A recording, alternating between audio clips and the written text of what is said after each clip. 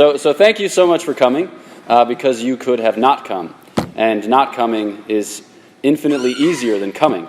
So that was very good of you. I'm very pleased. As Caitlin mentioned, I'll be speaking on By Knowledge and By Love. And what we're going to do is a kind of deep dive into what it means to be made to the image and likeness of God. So, to orient ourselves, to situate ourselves, I suspect that a few of us are familiar with a kind of contemporary discussion centering around the image of God and how the image of God is reflected in the body. So certainly in discussions centering on the theology of the body, there is great concern with precisely this theme. The question being, in what does the image of God principally consist? Where is it to be located? Where is it to be found? How is it to be acknowledged and addressed? Now, there are elements in the tradition that detect and correct for a kind of anti-material strain. What do I mean in saying that? Well, in the history of the church, there have been a variety of heretical movements that have been very negative with respect to the body. Now, there's a kind of healthy Christian suspicion about the body because we recognize the fact that we have a sensitive appetite which can be easily led astray. But throughout the course of the church's history, she has always vindicated the place of the body in the incarnate order, in the sacramental dispensation, and in salvation, crowned by the resurrection of the body. So there are elements recently in the tradition that want to remind us that we cannot abide an anti-material strain, or we cannot abide a kind of anti-incarnate or Gnostic tendency. So one of the ways in which this plays itself out is with respect to the sacrament of marriage. There can be a thought surrounding marriage, namely that it's a concession to the flesh, and one need only or ought only be married as a kind of admission that one cannot attain to the high calling of a celibate vocation, and so, at the very least, he or she can content him or herself with something goodish, okay? So, in the last 25, 30, 40 years, there has been a kind of insistence that we need to recognize the place that the body occupies within a sound theological anthropology, and specifically as it concerns the image of God. The most excellent, the most prominent example of this being St. John Paul II's Theology of the Body, which is published in the volume Man and Woman, He Created Them. And a lot of us know the backstory that he gave these homilies, or he gave these addresses on a succession of Wednesdays from the years 1979 to 1984, and that they were subsequently collected and edited and then published and republished. So I would also submit, and this will occupy us in the time that we have together, that there can be a problematic way of reading the theology of the body. Okay? There can be a problematic way of reading the theology of the body. To note from the outset, this is not against the theology of the body in any way, shape, or form. But what I want to do is to promote a reception of the theology of the body that takes account of the anthropology that St. John Paul II simply presumes. That he simply presumes. So there is a lot that is said about different kinds of Thomism. There is a sign on one of our professors' door. It says it says diversity statement of the Dominican House of Studies. Almost all forms of Thomism are welcome here. So there's one strain of Thomism that you may have heard called Lublin Thomism or phenomenological Thomism that takes account of certain elements of personalism and works them into the Thomistic tradition. So St. John Paul II is operating within this kind of paradigm, and so he is presuming a lot of what has been worked into Catholic DNA over the course of the centuries, and he doesn't take pause or he doesn't hesitate to explain it at great length. So what we are going to do is explain that at greater length so as to appreciate the insights that are at stake, that are on offer, so as to situate them in the context that is presumed. So, 3 points. First, the image of God. Second, the dynamism of the image of God. And third, image and body. And then we'll have a short concluding point about man's place in the cosmos. So the image of God. What does it mean to be made to an image? St. Thomas entertains this question in the first part of the Summa Theologiae, in question 93. And he says that there are 3 qualities or qualifications for what is a true image. First, he says, it resembles the thing imaged with respect to its highest perfection. It resembles the thing image with respect to its highest perfection. And you can already see where he's going. He's going to say that there's a connection here with our intellectual nature, okay? So that we are made to the image of a God who is intelligent. So if I were to say that I am made to the image of Chipotle, right, because I very much love burritos, that is an inadequate way by which to explain my dignity, because that's to take something base, mind you, integral to human flourishing, but not necessarily part of the height of what it means to be man or woman. Okay? So when we describe an image, it reflects the highest perfection of that on which it is imaged. Second, he says, it resembles that thing according to its proper species. All right? It resembles that thing according to its proper species. Either in its species, he says, or as resembling it in characteristic. What do we mean by this? Well, he takes an image here from coin making. So you recall that when Christ is posed with the question of whether or not to pay the census tax, he is asked that someone hand him a denarius, and he says, whose image, whose icon, and whose inscription is present here? Well, then render to Caesar what is Caesar's, and to God what is God's. So we have a sense of an image as reflecting that on whom it is typified, right? And that it has to be somehow resembling him in what is proper to him. So, what is most perfectly to the king's image is his son, is his progeny, is his heir. But in an extended sense, that coin is also to his image because it denotes the extent of his reign. It denotes his dominion. So it's not just simply to say that the coin looks like him, but it symbolizes something that is proper to him, namely that all these pertain to him by right. So an image either needs to reflect it in its proper species, in the way that man begets man, or according to a kind of characteristic, as denoting, in this case, dominion. And third, he says, the image must derive or proceed from that of which it is an image. So it's not as if you're kind of like wandering through the forest one day and you see like a piece of quartz that is perfectly sculpted in the shape of, I don't know, like the Blessed Virgin Mary. You're like, wow, fascinating. Okay? And then you're like toddling further yet in the forest, and then you see a stump that has been like destroyed by a lightning strike. And this too has been shaped in the pattern of the Blessed Virgin Mary. You're like, oh my gosh, okay? Either Zeus has gotten into quartz or this is an accident, okay? So we wouldn't say that one is made to the image of the other in a direct way. There's no causal correlation between them. But he says a true image, there is a causal correlation, okay? So the one obtains from the other. So these are our three characteristics of a true image. Namely, reflects the thing with respects to its highest perfection, according to its proper species, and as derived or proceeding therefrom. Now let's work this out as concerns intellectuality and image. So St. Thomas will say that the image of God inheres principally in intellect and will. The image of God inheres principally in intellect and will, which is to say, that aspect, that dimension of human life, which most perfectly resembles the Godhead, are our highest powers. So, in a kind of typical anthropology, as you've heard explained, we're made body and soul, and the soul acts through powers, and you can build up an image of those powers from the bottom up. So we have certain powers that we share with plants, like growth and nutrition and reproduction. Certain powers that we share with animals, like sense cognition, sense appetite, and locomotion. And then certain powers which are proper to us.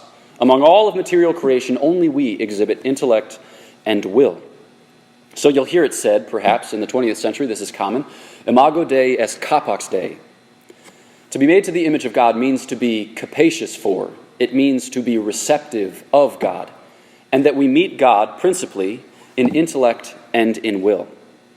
So, the question then is, given that intellect and will are powers poised for action, to further realization, to exercise and activity, for what? Intellect and will for what? Knowledge and love of what? And St. Thomas will say that the intellectual nature imitates God chiefly in this, that God understands and knows himself. We're going to leave that right there, and then we're going to come back to it. Okay? Here, to fill out our first point, let's just talk about what St. Thomas describes as gradations of the image that we can observe in creation. So he says that there are a variety of ways in which material creation, or all of creation for that matter, resembles God. So he says we can trace certain what he calls vestiges, or traces as it is sometimes translated. Those things which imitate God insofar as they exist, or insofar as they live. So here we can think of rocks and trees and animals. Next, he says, there is what he calls, properly so called, an image. So here we mean men and angels. So man possesses a natural capacity for knowing and loving God. It consists, he says, in the nature of these spiritual faculties.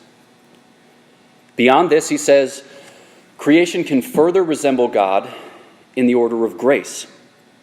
So when we possess actual knowledge and love of God, albeit imperfectly, and when our minds and hearts are attuned to divine things. Fourth and finally, he adds glory. Glory, which is the permanent state of grace. Man knows and loves God in this state perfectly. Okay? He knows and loves God in this state perfectly. So what exists first as capacity and then is actualized in activity becomes in glory a perfect realization of the very thing for which we were made. So again, vestige, image, grace, and glory. As a helpful mnemonic, you can remember VIG with a very hard G. So here we're talking about the traces of God, and then the image proper to creation, and then in grace, the image proper to recreation or redemption, and then finally, the image of perfect likeness, the image of assimilation, whereby we are likened to God in a way that suffers no loss or diminishment. So that's a basic sketch of the image of God as St. Thomas explains it. Next, the dynamism of the image of God. Here, a word from St. Thomas and a word from St. Augustine. St. Thomas writes in the first part, question 93, article 7, first and chiefly, the image of God, or the image of the Trinity, is to be found in the acts of the soul. That is, inasmuch as from the knowledge which we possess, by actual thought we form an internal word, and thence break forth into love.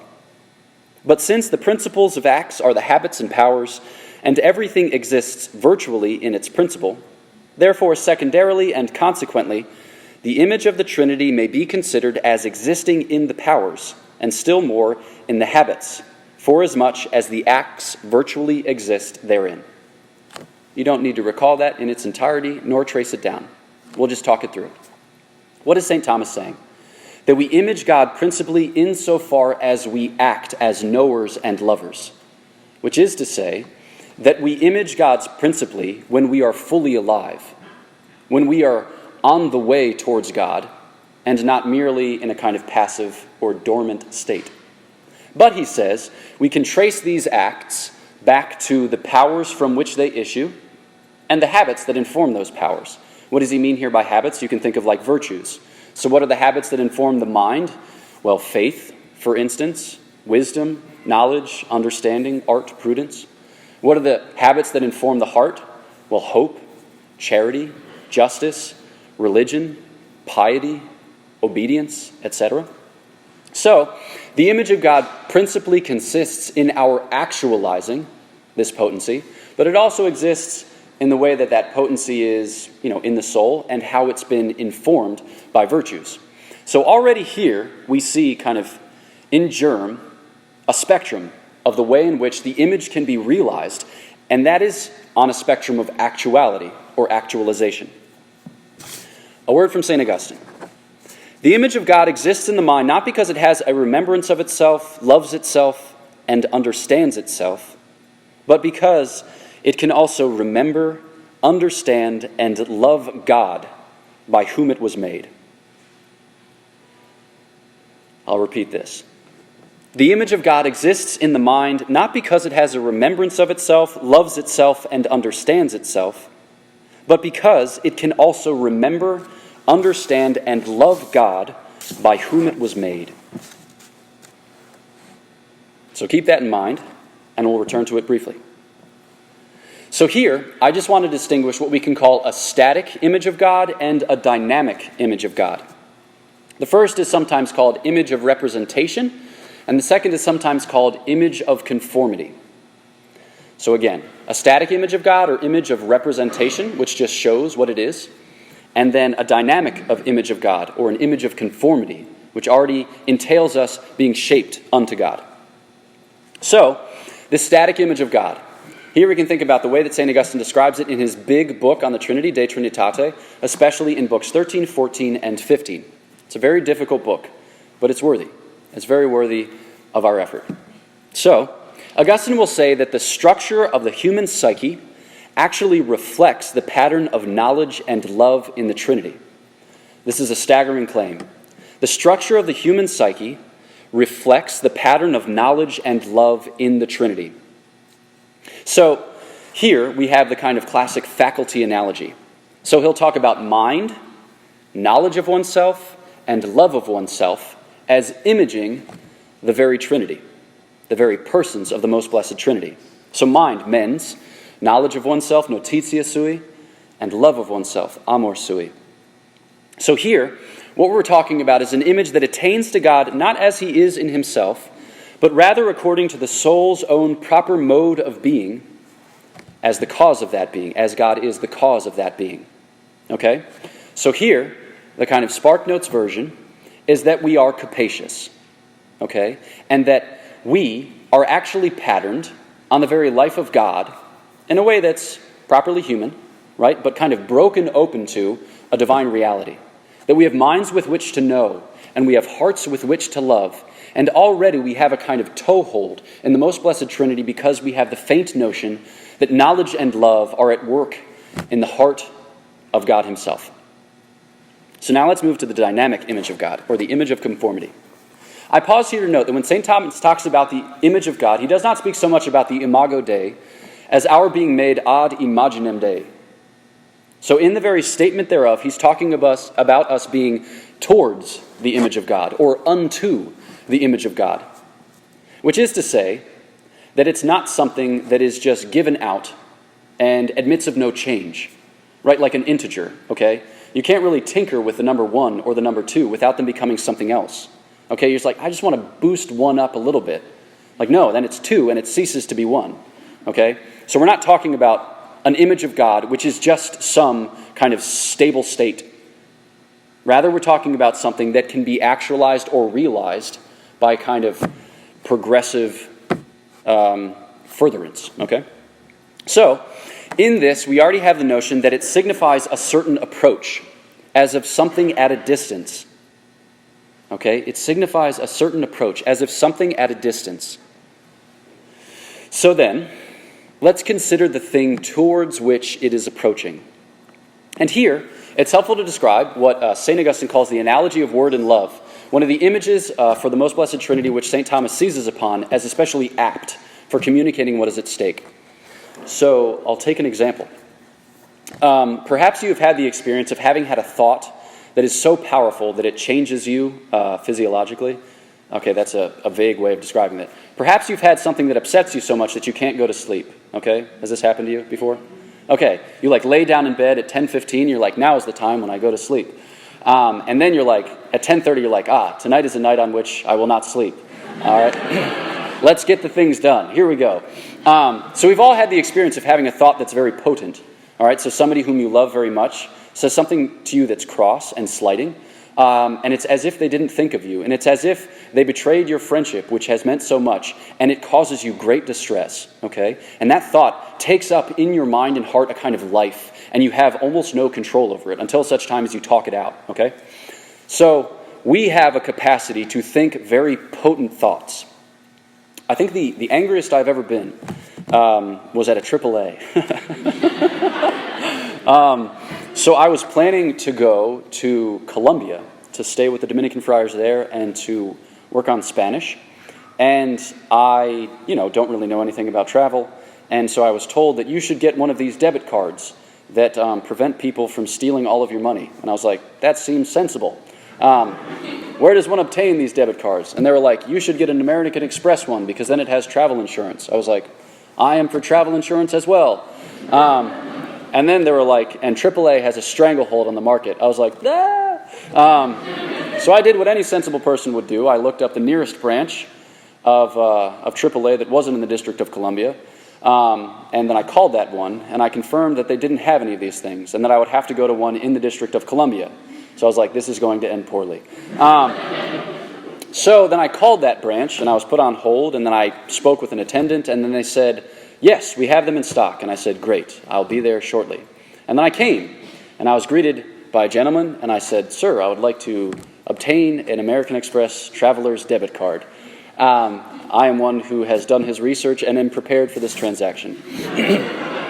And he said to me, we don't have them. And I said, yes, the District of Columbia. And then he explained to me that when you call AAA and you're put on hold, you'll be switched through their operator to the nearest branch, not necessarily the one that you called. So when you ask them if they have a discrete physical object which occupies space in this world that may not be universally available at every branch, they will answer in the person of all AAA attendants. And they will give you a strident and secure yes, such that when you show up at your particular branch, you will be devastated by the recognition that not only have you not been lied to, but you can't even train your anger on the proper object. So the man explained to me that they actually had some cards, but then they were like in a safe, and then his manager wasn't available, and they needed an access code, and I was like, can you text your manager? And he's like, no. And then I was like, is there any other way? And he's like, well, there was this old passcode, but I've forgotten it. I was like, don't you have it? And he's like, well, I'd have to find it in the computer. I was like, can you attempt? And then I watched him do this while logging in. He goes, let me see. And then he went,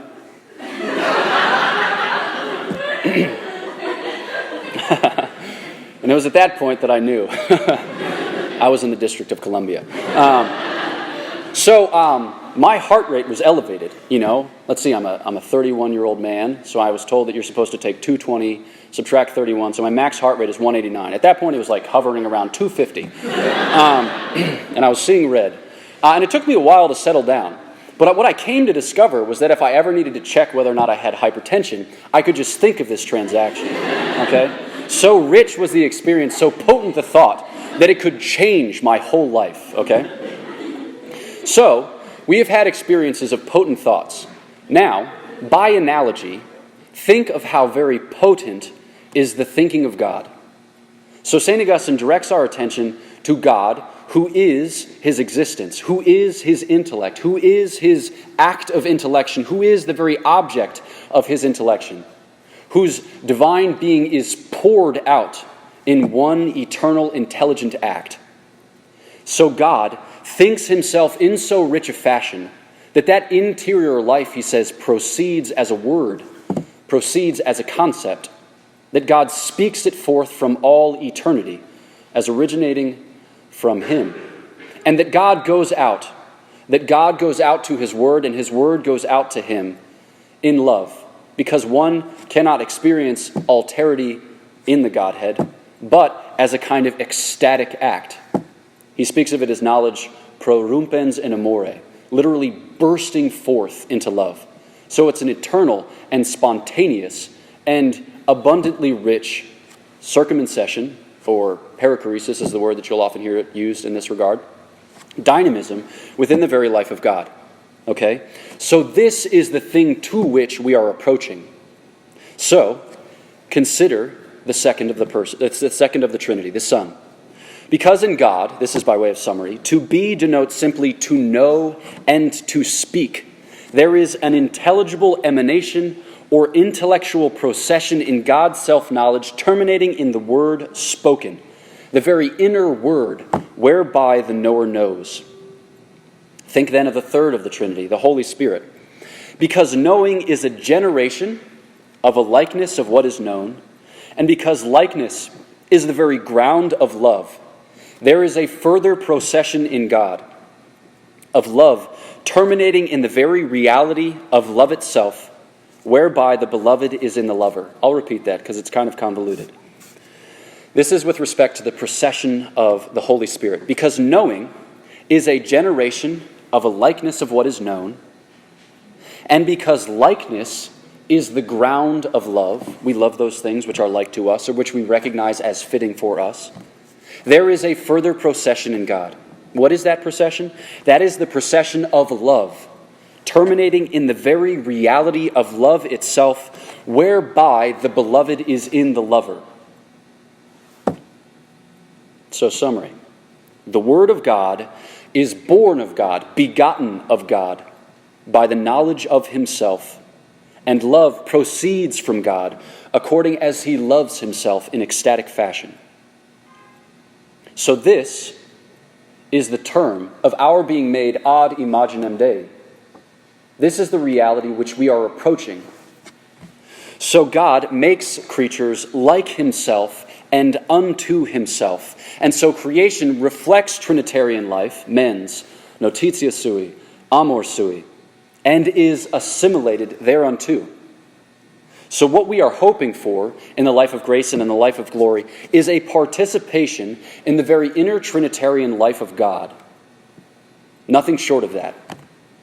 So to be Christian is not to be nice or kind or to follow the rules well. It is to be like God in this rich and thoroughgoing sense. And people will try to evacuate that of all content. They'll be like, Jesus was like a nice dude, look at the parable of the Good Samaritan. Love your neighbor, everyone's your neighbor, so love everyone. So make sure to use fair trade coffee and recycle. It's like, blah! Okay, those are good things. But what we're called to is infinitely better.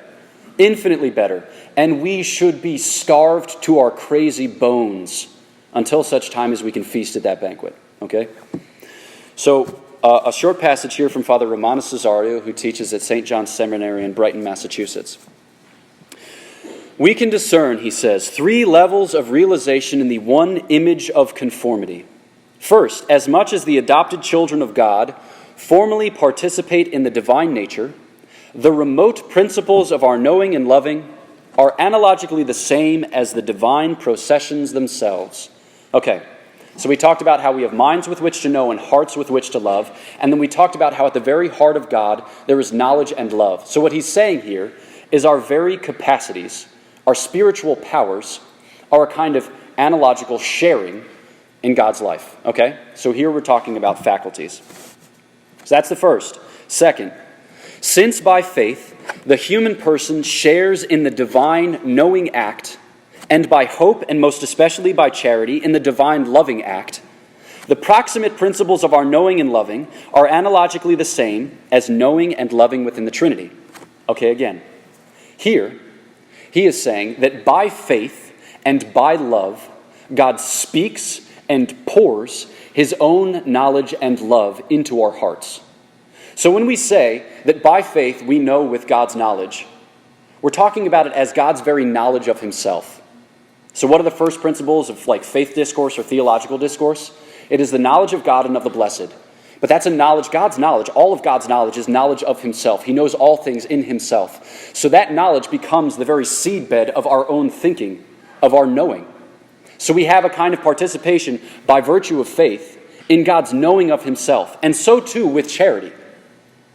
So by virtue of charity, we have a participation in God's loving of himself. And tangentially, this is why charity is not condescension. Okay? If you've ever been conflicted, I want to show this somebody a charitable deed, but I fear that they will think themselves less on account of the fact that they are in a position of relative need, and I am in a position of relative superiority. Right? This is why we all hate the thought of being a charity case. Right? This is why, given this principle, this is why charity is not an act of condescension. Because it's not you. Because it's God loving in and through you in a terribly real way. God's very love of himself is poured into our hearts, whereby we cry, Abba, Father, whereby we can recognize him as the source thereof, and then love with the very same. Okay, so that's second. Third and finally, the objects attained in these knowing acts are analogically the same as with the Blessed Trinity. For those who enjoy the image of conformity know God as he is in himself, namely as first truth, speaking by faith, and love him the same way by hope and charity as supreme friend. So we talked about faculties, we talked about acts, and now we're talking about objects. We can be assimilated to God who is first truth speaking, who is summum bonum, who is divine friend and lover of our souls. that our faculties, when God's knowledge of himself and love of himself is poured into them, can actually attain to God. That is to say that our acts of worship and theological propositions don't just terminate in some vacuous void, but they actually end in God, and that forges with us a relationship. It gives us a kind of second-person knowledge of God, an I-thou relationship, a kind of Godward gaze whereby we hold the gaze of Christ and need never look away. That's just like a kind of alternate, somewhat fluffy description of what it means to be in the state of grace, okay? So here we talked about faculties, and then acts, and then objects. So for our last point, let's reincorporate discourse about the body. In the image of God, he created them. Male and female, he created them.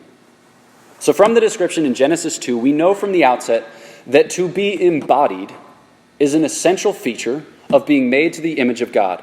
And yet, what I have described to this point, does not sound terribly embodied. Most of what I have said can be posited directly of angels who don't have bodies, or of separated souls who do not have bodies. So, where then do we begin in incorporating the bodily dimension?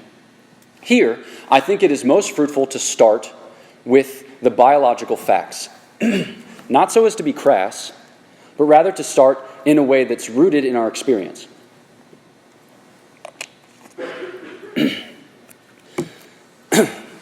And I think this is where we find St. John Paul II. So he begins obviously with the reproductive dimension. And that's what we associate the theology of the body with principally and primarily. So he'll point out, and we know, that we are physiologically gendered as male and female in view of sexual complementarity.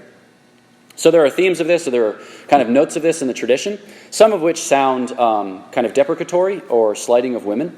I don't think that they're originally intended as such, but certainly St. John Paul II recovers those elements of the tradition in a way that's theologically astute and sensitive.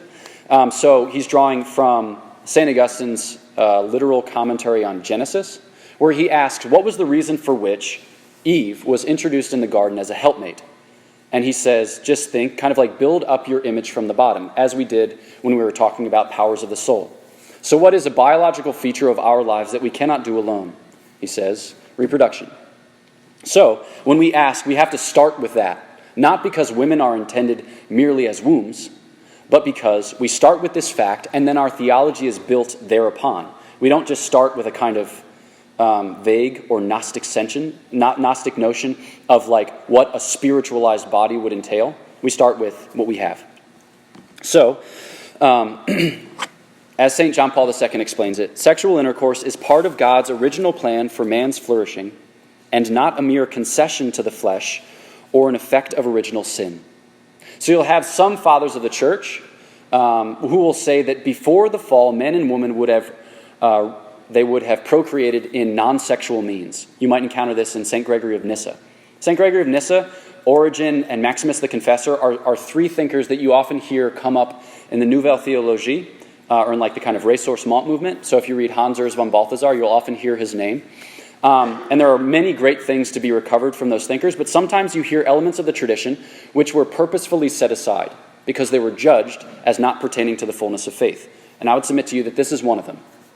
So, for St. Augustine and for St. Thomas Aquinas, sexual intercourse is part of God's original plan, and it is not a mere concession to the flesh or effect of original sin. And it's at this point where St. John Paul II will talk about the nuptial meaning or language of the body. You've perhaps heard this before, okay? So, what do we mean by the nuptial meaning or the language of the body? Namely, that the body was originally intended and can become, through the transformation of grace and full realization of glory, transparent to the image at work in the soul. The body can become transparent to the image at work in the soul. And I'm deliberate there about the use of the word transparent. I don't mean that the body disappears, okay? But I mean that it becomes iconic, in the sense that you see precisely through this material thing a spiritual reality, and that this material thing is chosen precisely for the communication of the spiritual reality. It is especially well suited to the communication of this spiritual reality. A short paragraph from the Catechism. The human body shares in the dignity of the image of God. It is a human body precisely because it is animated by a spiritual soul, And it is the whole human person that is intended to become, in the body of Christ, a temple of the Spirit.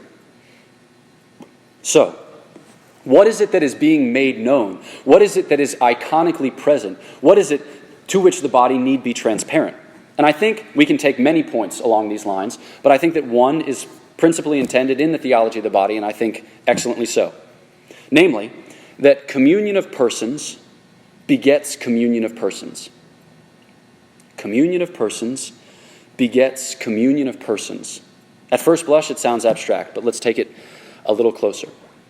In God, communion of persons begets communion of persons. So God is subsisting communion of persons from all eternity. And God need not have created, but at a certain time, love spilled over the bounds of the divine nature. And God expends himself in creation, saying many created things for the manifestation of his glory and as an invitation to his divine life. And he puts us in relationship unto relationship. Okay? This would be like a classic Thomistic critique of a lot of Enlightenment political thinking, like social contract theory, right? Namely that one exists prior to social entailment. St. Thomas would say, no, you're always and everywhere born into a network of relationships. You're always born a son or daughter. You're always born, with the possibility or the realization of brothers and sisters. You're always born into a family, into a community, into a church. So we are always and everywhere intended as social, as political, as ecclesial. And those bonds are to be many tethers that draw us into the very communion of God, because it's communion all the way down. Okay? So in God, communion of persons begets communion of persons unto communion of persons. And this is the very logic of marriage. This is meant to be the very logic of marriage. When you think about it, marriage is very wise, very prudent, inasmuch as it ensures that the love that made the child is around later to welcome the child. So that in the ordinary course, a child that is born can recognize in the faces of its mother and father that it was known, that it was loved, that it was chosen. And that relationship of mother and father is broken open to the child as an invitation to a life exceeding an otherwise solitary existence, which we have said is just a hypothetical and per se impossible. So the communion of persons, the love of man and woman, is broken open unto children for the purpose of realizing communion of persons in the ultimate sense. Namely, that the supreme dignity of a husband and wife is to be co-creators with God, right? And not only in the sense of they give the material component and God gives the spiritual component. We can say that they give spirit and matter. They give that. They are the chosen appointed means through whom God chooses to infuse a human soul. They are the appointed and chosen means through whom God chooses to give the life of grace as they approach the font of baptism. They are the chosen and appointed means by whom God chooses to make this individual an adopted son of God, to begin the process whereby they are assimilated from faculty to act to object into the very divine life. So, a concluding point, our place in the cosmos. St. Thomas asked the question, who is more to the image of God, angels or man? He does not hesitate to say that it is angels in the strict sense, because angels have keener intellects and keener wills. So their intellectual nature is more powerful. It more adequately reflects the intelligent nature of God. But, he says, in a certain sense, man more reflects the image of God by virtue of the fact that he gives life. So we more adequately or fully, or at the very least particularly, image God, inasmuch, he says, as man begets man. Because, he says, this gives indication of how the persons proceed. Son from Father, and Holy Spirit from Father and Son. So, think about the place that we occupy in creation. We are not meant to be angels, nor we are meant to be animals. We are meant to occupy precisely this place. We are meant to show God's glory in peculiar fashion, in distinctively human fashion. And that means as embodied souls, as spirit-matter composites. And there are certain perfections of God which we are uniquely suited to make manifest. So, being body and soul, it's proper to us to get to the goal by many steps, Angels know intuitively. For us, it takes many, many acts. But one of the results of that is that the body can, in a certain sense, tell the story of the soul. Ludwig Wittgenstein asked the question, what is the best image of the soul? To which he responds, the body. We have a peculiar way of showing our intellectual nature in incarnate form. We are a kind of monstrance. We are intended in God's original design to be perfectly and wholly manifesting of the divine image in matter. And all of material creation is ordered to us as crowning it and as showing its grandeur forth. And I would submit to you that this is only fully manifest, this is only fully evident at the resurrection of the body. And here we have a solution to a kind of paradox. If you ask the question, like, what does the body contribute to beatitude? Sometimes you're left at a loss, because you don't want to say, on the one hand, that separated souls, the souls of the just in the presence of God, lack anything proper to their beatitude. We don't want to say that they're somehow like pining away after their bodies until such time as they are rejoined. We don't want to say that. But also, we don't want to trivialize the body. Okay? We don't want to say that it's just an appendage that you get at the end and you're like, interesting, a body. Okay? No. St. Thomas says that the joy of the soul will redound into the body. The word redundancy means literally overflow. So in the resurrection of the body, we will have full range, full scope for the overflow of God's gift of himself in such a way that it will be made manifest in our body. That our body, in the end, will tell perfectly the story of the soul. So this is the place of the body in the image of God. This is the place of the body in the manifestation of his glory. Thank you.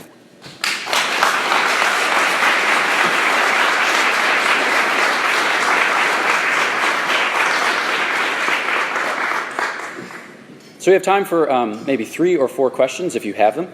I'd be delighted to entertain them.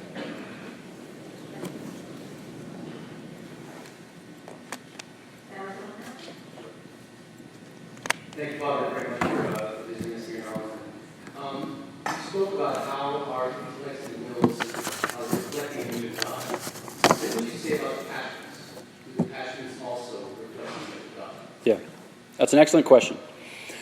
So the question is, we spoke about the intellect and will reflecting the image of God. We spoke about the body as reflecting or as made to the image of God. What then about the passions? So in St. Thomas's understanding, the passions are our sense appetite, right? So we have 5 external senses and 4 internal senses. And with those senses, we see, or we kind of engage with material reality. That material reality impresses itself upon our sense faculties, and it elicits from us a kind of desire, right? And then when it's present to us, it elicits from us a kind of joy. So love, the most basic of passions, is just a recognition that this thing out there is addressed to me as somehow building up my bodily life, and that I ought to move in its direction, and when it's present, I take delight therein. And then on the flip side, you have like hatred, aversion, and sorrow, and then you have what St. Thomas terms the irascible passions, or the passions pertaining to the irascible power. So these would be the passionate responses when you encounter some kind of difficulty. So like hope, or despair, or fear, or daring, or anger. So for St. Thomas, the passions are so called because it comes from the Latin verb pati, which just means to suffer. They're a change that we suffer principally in our body. So it's first, in his understanding, a kind of bodily change. So he says, like, for instance, with anger, it's not insignificant that our heart rate increases, or that our blood seems to boil, or that we see red. Because what is happening is that a thing out there changes me, impinges upon me in such a way that it makes a bodily change that has kind of spiritual resonance to it. So St. Thomas has different words to describe passion in the most basic sense. Like he'll talk about delight as delectatio. But then he says when it has a kind of spiritual resonance to it, we would assign to it its own term, which he calls joy or gaudium. So our passions are very much entailed in both body and in soul. So they're a nice kind of like link piece for what we mean by image of God in the intellect and will, and image of God in the body. So I would say, for St. Thomas, the passions are a kind of morally neutral thing. They're neither good nor bad, but that they can be incorporated into a good life. So by virtuous formation, by cultivating prudence and justice and fortitude and temperance. Our passions have reason infused in them, such that when you see, like a plate of, delicious food, you don't think, I guess it's like almost Christmas cookie season, right? You go to like a Christmas cookie exchange party, and like this person's got crinkles, and this person has pecan tassies, and this person has sugar cookies that they clearly got out of a box. It's like, do you hate me? And then this person has like your very, very favorite cookies imaginable, okay? Chocolate chip cookies, right? Because your passions have been informed by virtues, no longer are you elbowing the people out of the way and kind of like Heisman stiff-arming little old ladies as you try to get for yourself as many chocolate chip cookies as possible. You look at those things and you realize the good as it pertains to your life as spirit and matter, and then you judge it accordingly and incline accordingly. So your passions can be taken up into intellect and will, and they can actually be a nice link whereby the body itself is suffused by virtues. So I would say in that way.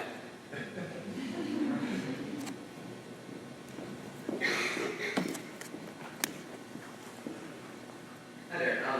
Two questions. One, to your final point, would you say that a precursor to this, the resurrection body, this representation of the Trinity, might be when we see somebody and they have such joy on their face that you immediately know that they walk with the Lord, or you can just immediately tell one of those virtues?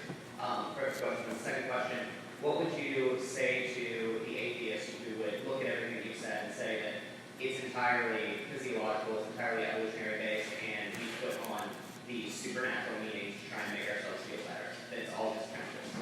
Sure. So the first question being, is that what we're describing when we see a body transformed?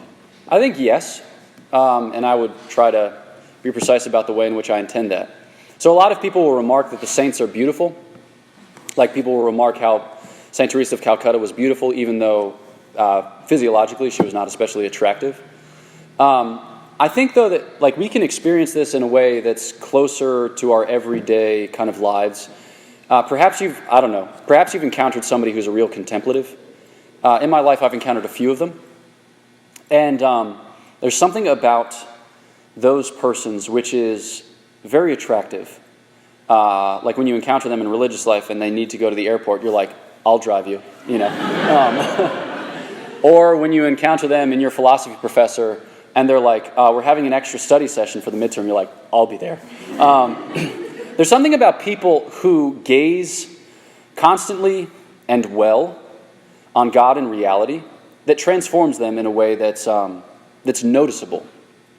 It's not just that they are getting the right answers, but they're asking the right questions, and they're doing so in a way that's very honest and sincere with respect to their experience.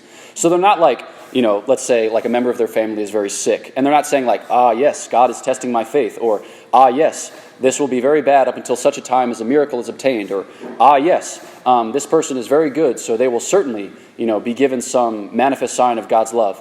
They're typically the people who say like, I don't actually know what's going on, but I trust. I believe that God loves us. I trust that God loves us, and I think that's sufficient. And though I do not believe, and though I do not trust as much as I would, I would hope to in the end, I know that God is giving the grace sufficient. They're the people they interpret their experiences well and humbly, and they're asking questions in prayer and in study.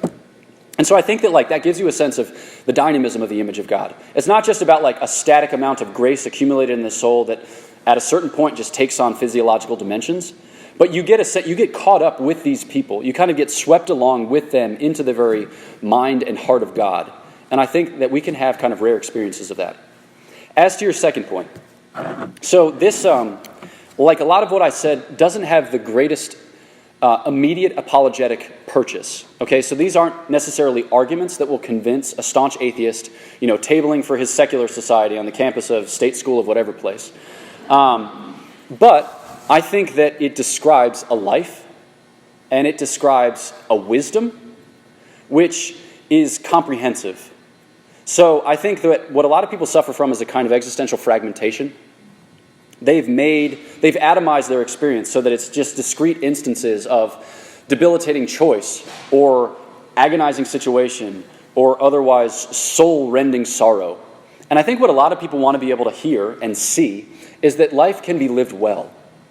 And even if it is filled with sorrow, even if it is filled with trial, that we can suffer life well and unto a purpose because it is given and it is intended to be received back.